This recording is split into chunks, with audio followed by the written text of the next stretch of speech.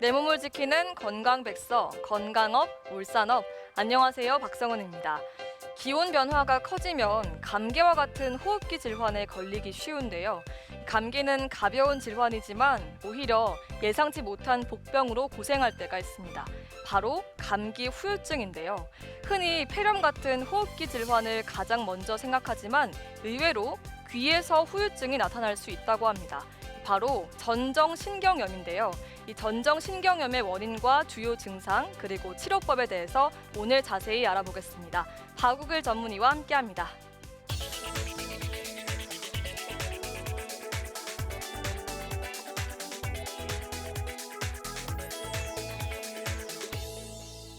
네, 선생님, 이 전정신경염 발음도 참 어렵고 생소한데요. 어떤 질환인가요? 귀 속은 청력을 담당하는 달팽이관과 몸의 균형을 담당하는 전정기관으로 이루어지며 다양한 질환에 의해서 전정기관의 손상에 의해 어지럼증이 발생하게 됩니다.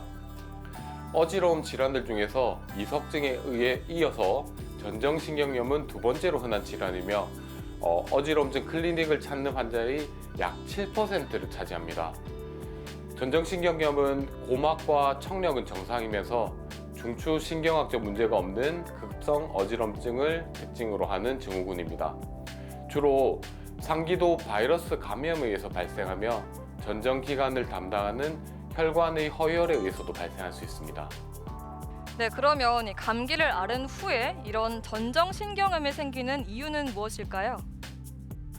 전정신경염의 발생 원인 중에 가장 많은 부분이 상기도 감염에 의해서 발생하기 때문입니다. 감기는 바이러스에 의해서 코와 목을 통해서 이 상부 호흡기계의 감염 증상을 말하는데요. 일반적으로는 인후두통이나 콧물, 몸살 등의 증상이 생기나 이 전정기관의 신경에 문제를 일으키는 경우는 전정신경염이 생길 수 있습니다. 절반가량의 환자가 선행 요인으로 비특이적 상기도 감염의 기항력을 가지고 있습니다. 즉 부비동염, 비염, 인두염, 편도염이나 시선 감염과 같은 질환이 먼저 생길 수 있습니다.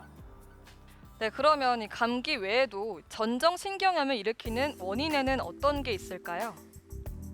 또 전정신경염의 원인으로는 전정기관의 혈액 공급이 저하되는 허혈성 문제도 원인이 될 수 있습니다. 허혈이란 혈관 수축이나 혈전증, 색전증 등의 혈관에 문제가 생김으로 인해서 조직이 손상되거나 기능이 떨어지는 경우를 말하는데, 이 전정기관의 기능이 허혈성 손상을 받게 되면 또 어지럼증이 생길 수가 있습니다. 이석증과 함께 어지럼증을 동반하는 대표적인 질환으로 알려져 있는데요. 증상에 대해서 좀 더 자세히 설명해 주시죠. 전정신경염 환자의 약 27%에서는 심한 어지럼증이 나타나기 하루나 이틀 전부터 약한 어지럼증을 전구 증상으로 보이기도 하지만 73%에서는 아무런 징후 없이 갑자기 심한 어지럼증이 발생합니다. 어지럼증의 느낌은 본인과 주위가 빙글빙글 도는 느낌을 주로 느끼며 정도는 흔들거림에서부터 일상생활을 할 수 없는 정도로 아주 심한 정도까지 다양합니다. 또 대표적인 동반 증상으로는 오심, 구토가 주로 나타나며 이외에도 힘이 없고 창백해지고 식은땀이 나고 설사하는 경우도 있습니다. 보통 심한 증상은 한 24시간 정도 지속되고 2, 3일이 지나면 보통 좀 호전됩니다. 네, 어지럼증은 뇌와 귀의 문제로 생긴다는데 이 뇌의 문제인지 귀의 문제인지 일반인들도 쉽게 구별할 수 있는 증상이 있을까요? 어지럼증은 대부분 귀의 전정기관 이상으로 발생합니다. 앞서 말씀드린 이석증과 전정신경염, 메니에르 병에 의해서 주로 어지러움이 많이 발생하며 또 그렇지만 뇌의 질환으로 인해서 어지럼증이 발생하는 경우도 있습니다. 사지마비나 감각이상, 시각장애, 그리고 삼킴장애 등의 증상이 동반되는 경우는 뇌의 이상을 의심할 수 있습니다. MRI 촬영이나 자세한 진찰을 통해서 뇌의 이상을 진단할 수 있습니다. 어지럼증을 유발하는 뇌질환으로는 뇌경색, 뇌출혈, 뇌종양 등이 있으며 또한 손해 위축증과 파킨슨병과 같은 퇴행성 뇌질환에서도 어지러움이 발생할 수 있습니다. 네, 길을 걸어갈 때 한쪽으로 몸이 자꾸 쏠리는 분들도 있는데요. 이것도 전정신경염과 관계가 있는 건가요? 귀가 오른쪽, 왼쪽이 따로 있고 또 그래서 소리를 양측 귀가 따로 듣듯이 전정기관도 왼쪽과 오른쪽이 따로 있어서 각각 자극과 억제 작용을 통해서 병행을 느끼게 됩니다. 전정신경염이 발생하면 한쪽 기능이 나빠지기 때문에 몸이 한쪽으로 쏠리는 균형 장애가 생길 수 있습니다. 특히 머리와 몸이 벽면측으로 기울어지는 양상이 보이게 됩니다. 하지만 대부분의 전정신경염은 회전성이 주로 느껴지며 그래서 길을 가다가 몸이 쏠리는 분이 있으면 손해의 문제도 생각해 봐야 될 것 같습니다. 네, 마지막으로 전정신경염을 치료하는 방법에 대해서 설명을 부탁드리겠습니다. 전정신경염은 시간이 경과함에 따라서 증상이 완화되는 질환입니다. 초기에는 어지럼증과 동반되는 증상을 회복하기 위해서 약물 치료를 시행합니다. 진정제와 항히스타민제와 구토 억제제, 또 스테로이드제를 주로 사용합니다. 2, 3일이 지난 후에는 어지러움이 많이 회복되나 어지럼증이 남는 경우나 균형 장애를 호소하는 경우가 있기 때문에 전정 재활 치료를 시행합니다.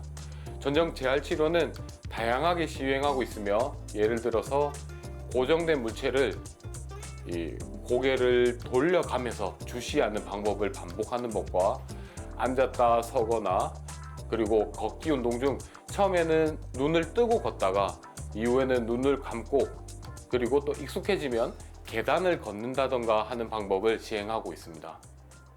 네, 말씀 잘 들었습니다. 이 전정신경염은 심각한 어지럼증으로 생활에 큰 지장을 주는데요. 주로 바이러스 감염과 혈액순환 장애가 증상을 악화시키는 주된 원인이 되기 때문에 면역력을 강화하고 혈액순환 개선에 좋은 음식을 섭취하면서 관리를 하는 게 좋겠습니다. 오늘도 요가 동작 함께 하시면서 건강한 하루 보내시기 바랍니다. 고맙습니다.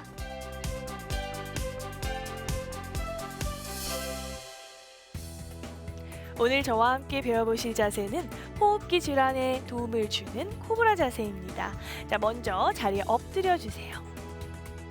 다리를 어깨 넓이로 벌려 발등을 바닥에 놓고 두 손은 가슴 옆에 손바닥을 짚고 팔꿈치 천장을 향해서 세워줍니다. 마신 호흡에 손으로 바닥을 밀어내며 얼굴, 가슴, 배 순서대로 상체를 세워주세요. 시선 정면 바라봐 주시고요. 어깨가 우쓱 하고 올라가지 않도록 어깨는 귀와 멀리 내려줍니다. 자, 호흡을 3번 반복하셨다가 마시고 내쉬는 호흡에 배, 가슴, 얼굴 내려갑니다. 다시 한번 마시고 상체 길게 일으키시며 이번엔 목을 길게 늘려 시선 천장을 바라봅니다.